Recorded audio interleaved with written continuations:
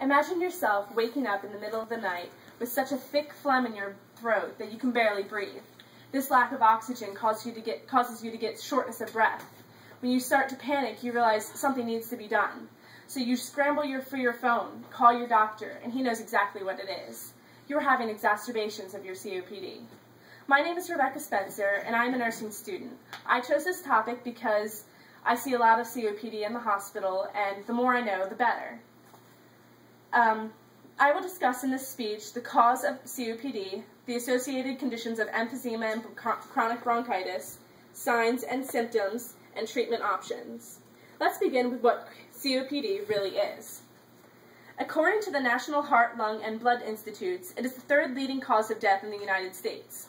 It is chronic, long-lasting, and will never go away. It is treatable, but what damage has been done is irreversible. According to COPD Gene, it is the #1 cause of COPD is smoking. Not only smoking, but also secondhand smoking, environmental factors, work environments in the cotton, grain, and coal industries, and also genetic factors can play a role. It is a constant immune stimulus. That causes oversensitivity in the airways to pollutants like smoking. It reacts badly in the body, and it causes the smooth muscle in the throat to contract. This contraction causes inflammation in the airways, which traps carbon dioxide in the lower respiratory tract. When it's trapped like this, the cells begin to produce mucus because they think that something is wrong. This mucus can build up and can become a breeding ground for bacteria, causing different kinds of infections like pneumonia. According to medicine.net, 2 associated symptoms are chronic bronchitis and emphysema. Chronic bronchitis is the type of COPD that is just the inflammation in the airways, when your immune system reacts and causes triggers that triggers the immune system to fight off the antigens that are constantly being processed into your body. Emphysema is when the alveoli are overcontracted. The carbon dioxide gets stuck in the lower bronchial tree, and the elastin, or what causes the elasticity in the alveoli, gets worn out over time. So this causes the alveoli, which normally contract and expand very easily, it causes them to stay expanded. Now, we have just discussed the pathophysiology and the counterparts of COPD. Now let's get into signs and symptoms. According to WebMD, COPD is associated with severe cough, excreted mucus, shortness of breath, and hypoxia.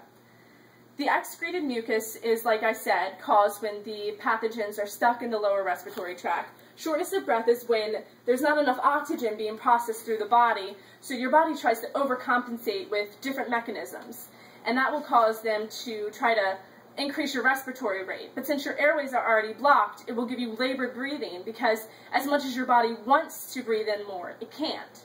Hypoxia is the blueness found in the fingers and the toes normally. The distal parts, meaning the further away from the heart, from the body, become blue because there's inadequate tissue perfusion of oxygen. This oxygen carries nutrients to these parts of the bodies, and when the oxygen is low, that means the nutrient levels are low. Do you recognize any of these signs and symptoms? Well, let's see what we can do to treat them. Although, as I said, COPD is not curable, it is treatable. We want to try to make your life as easy and free-going as possible. We try deep breathing exercises where you breathe in for 5 seconds and out for 5 seconds, which sort of slows your system down a little bit to increase oxygen flow and to relax your airways just a little bit more. Eating and staying healthy also is a big factor, because if you're eating and staying healthy, then you can avoid other sort of disease processes that would contribute to your COPD. If you are not having asthma attacks, or if you're not having allergies or any of these sort of things, those allergens are no longer they're no longer in your system, so they can no longer add to your COPD. Avoiding tobacco and quitting smoking altogether is probably the biggest thing that could help cure or treat your COPD. Because the damage done cannot be fixed, avoiding future damage plays a big role. There's also 2 different types of medications that can be used. Bronchodilators and corticosteroids are two different medications that can be prescribed by your doctor. Bronchodilators relax the smooth muscle cells in your bronchial tree and in your airways, which helps sort of increase airflow. Corticosteroids reduce the inflammation itself. It doesn't act on the cells, but it suppresses your immune system just a little bit so it doesn't react so harshly to those antigens. We have defined COPD. We have looked at the signs and symptoms and treatment options. We have learned that smoking is the #1 cause, and if you quit smoking, you can definitely increase your chance of fighting this disease. We have learned that it is an over-inflammatory response which prevents the oxygen going in and the carbon dioxide going out. It is seen in cough, mucus secretions, also phlegm, dyspnea, which is your shortness of breath, and low oxygen levels. One of the things that you can see in the hospital with COPD is very low oxygen levels, like oxygen saturation below 95%. It is not curable, but there are therapeutic methods and medicational methods to treat your COPD. I have given you all the information you need, so it is your turn to take action with this information. Thank you for your time.